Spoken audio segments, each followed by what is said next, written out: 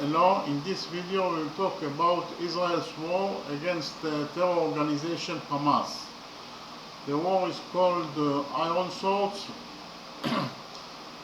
and it is a war of the state of Israel against the terrorist organization Hamas and its government, as well as against the other terrorist organizations in the Gaza Strip.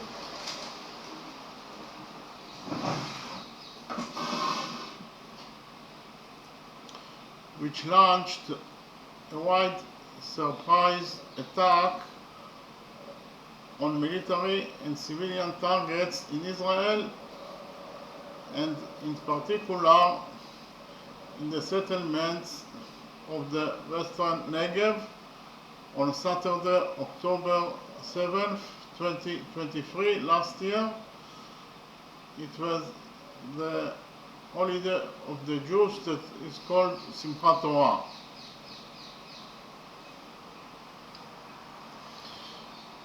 Besides the focus of the war in the Gaza Strip, the war has other fronts on Israel's borders with Lebanon and Syria, in Judea and Samaria,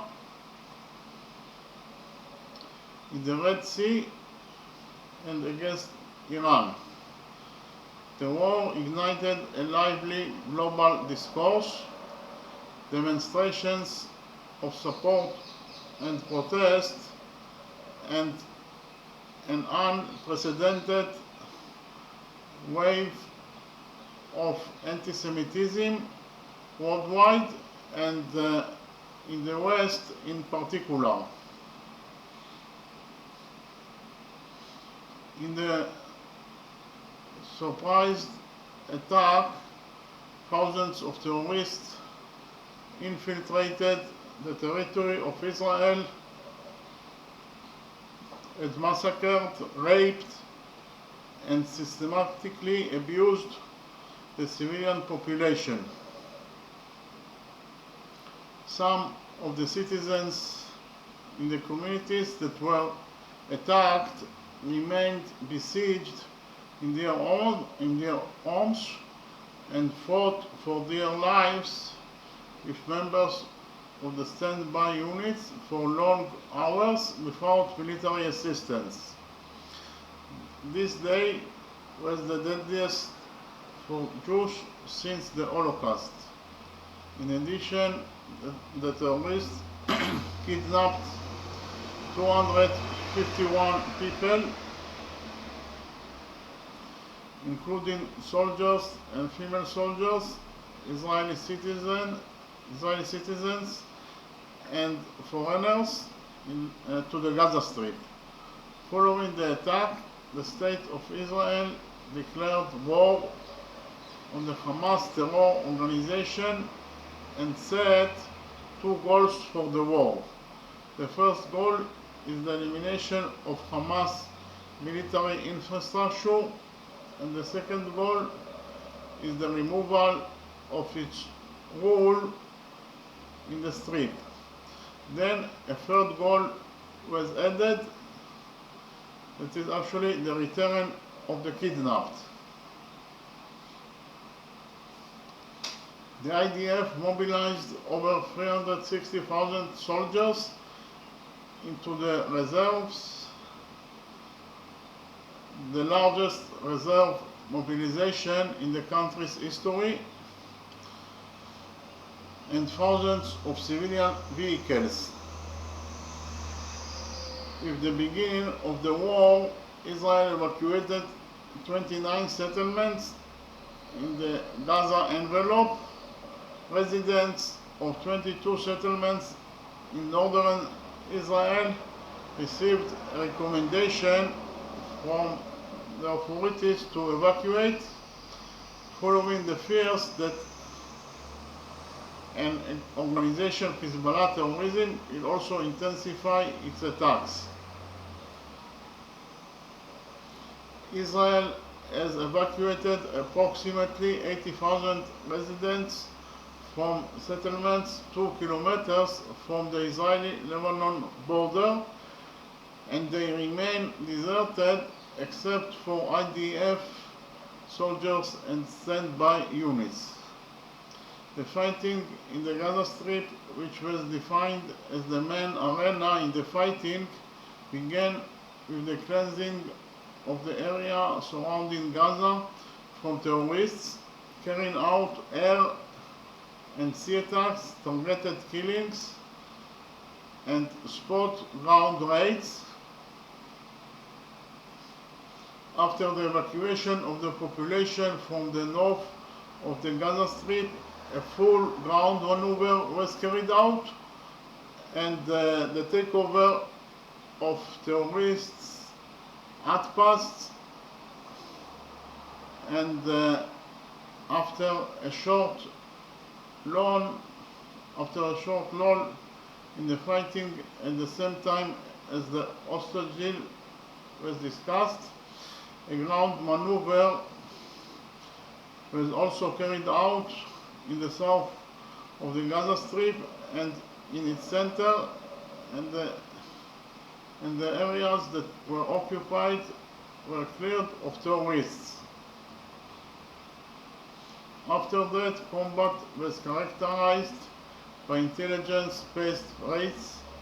The fighting included the destruction of many terrorists' infrastructures, including terrorist tunnels and underground routes, tunnel shafts, underground rocket launchers, military depots, outposts, and headquarters, training camps, and buildings used for combat.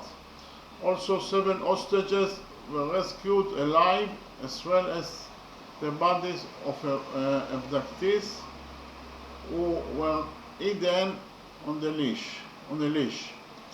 The fighting on the northern front takes place between Israel and the Islamist Shiite terrorist organization Hezbollah and other terrorist organizations on the Israel-Lebanon border and the Israel-Syria border. On the second day of the war, Hezbollah launched guided rockets and artillery shells at IDF positions in Har Dov and Chavat Shiva, and Israel responded with drone strikes and artillery fire. Exchanges of fire, which also included anti-tank missiles and airstrikes, continued throughout the war. Hezbollah ranges the abandoned settlements on a daily basis by firing precision weapons against the tanks, causing the systematic destruction of houses, and damage and losses were caused to IDF bases. The IDF responded with targeted killings of terrorists in Lebanon, attacking terrorist bases, as well as an air attack on anti-tank launcher squads, and as well as an air attack on anti-tank launcher squads before firing. About 94,000 residents of South Lebanon were evacuated from their homes, and much destruction was caused to settlements and agriculture in South Lebanon. In response to the killing of 12 children by Hezbollah rocket in Majdal Shams, the IDF killed Fuad Shukar, the commander of Hezbollah's military wing and a key figure in the organization. In the Judea and Samaria arena, Palestinian terrorist organizations, especially Hamas, increased their efforts to initiate terrorist attacks and cause public unrest against the background of the events of the war. The IDF forces worked extensively to eradicate and thwart the terrorist infrastructure throughout Judea and Samaria. The Houthis, a Shia terrorist organization that controls northern Yemen and is supported and financed by Iran and serves as their proxy in their wars against the region, attacked Israel with ballistic missiles, cruise missiles, and unmanned aerial vehicles in order to interfere with its war in Gaza. After US Navy ships and air defense systems and Israeli Air Force aircraft intercepted the missiles and UAVs, the Houthis imposed a naval blockade on merchant ships sailing to Israeli ports. US Navy ships operated in the Red Sea as a strategic deterrent and later attacked, together with other allies, Houthi bases in Yemen. In Operation Long Arms, IDF warplanes attacked Houthi military targets in western Yemen, refinery facilities, fuel tanks, power plants, and warehouses for drones and missiles.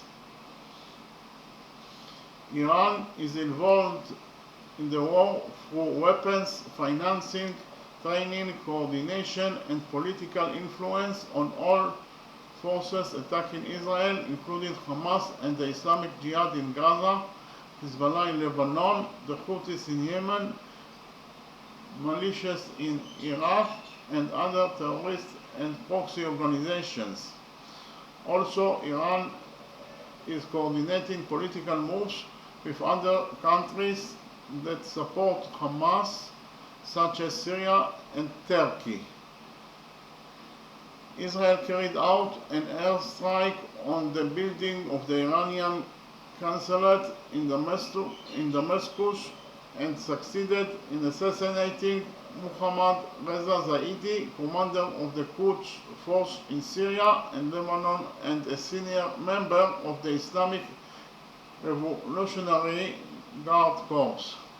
In response, Iran attacked Israel directly for the first time in its history and was very successfully restrained thanks to international military cooperation. Israel responded by attacking military facilities of the Revolutionary Guards in Isfahan and Natanz. Even at the time of its existence, the war is considered one of the largest of Israel's wars, both in length, in the extensive damage to the Israeli home front, and in the highest number of combat fronts since the War of Independence. So we can summarize and say that the Israel's war against the terror organization Hamas is an armed conflict between Israel and Hamas that led the Palestinian militant groups, and it has been taking place in the Gaza Strip and Israel since October 7, 2023, last year. It is the fifth war of Gaza-Israel conflict since 2008. It has been the deadliest for Palestinians in the entire Israeli-Palestinian conflict and the most significant military engagement in the region since Yom Kippur War. The war began when Hamas-led militant groups launched a surprise attack on Israel on October 7th, which involved a rocket barrage and a few thousand militants breaching the Gaza-Israel barrier and attacking Israeli civilian communities and military bases. During this attack, 1,139 Israelis and foreign nationals were killed, including 815 civilians. In addition, 251 Israelis and foreigners were taken captive into Gaza with the stated goal to force Israel to release Palestinian prisoners. Hamas said its attack was in response to Israel's continued occupation, blockade of Gaza, and expansion of settlements, as well as alleged threats to Al-Aqsa Mosque and the general plight of Palestinians. After clearing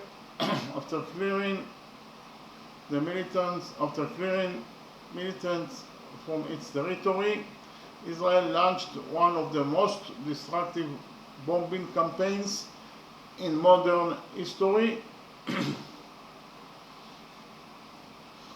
and invaded Gaza on October 27th with the stated objectives of destroying Hamas and freeing hostages. Since the start of the Israeli operation, more than 40,000 Palestinians in Gaza have been killed. Half of them were terrorists. So actually, from the start of the war until today, 20,000 terrorists were killed by IDF in Gaza.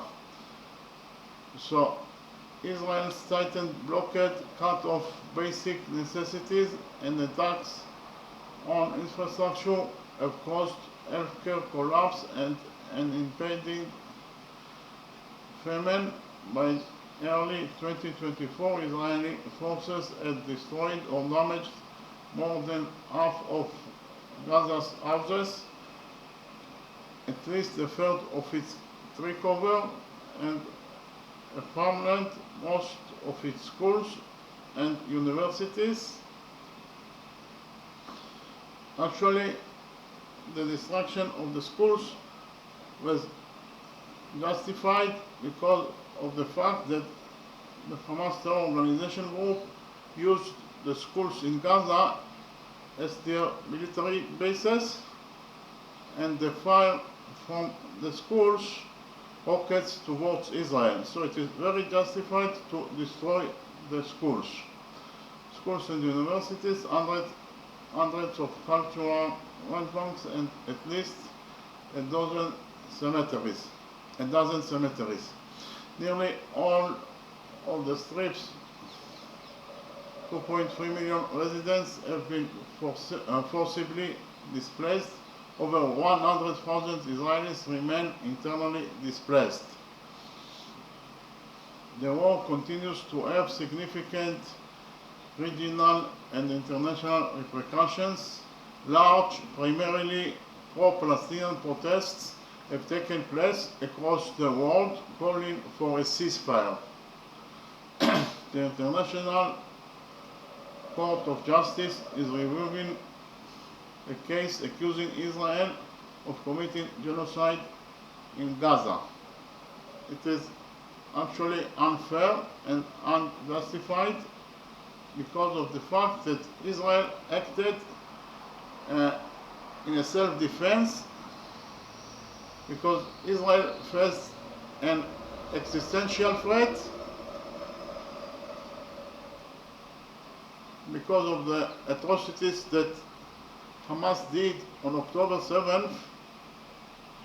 Hamas terror organization groups actually murdered, raped, beheaded babies. They murdered children and elderly people. So, and also abducted 251 Israelis and foreigners. So after the atrocities they did, Israel had to act in a self-defense, and Israel has the right to defend itself, and therefore they started a war against the Hamas terror organization group, and it was a self-defense, and the only entity that should be brought to the International Court of Justice is the Hamas terror organization group that did atrocities in Israel on October 7th.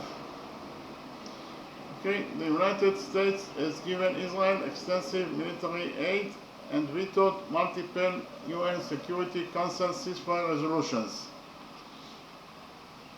Meanwhile, the axis of resistance has engaged with its groups attacking American military bases in the Middle East.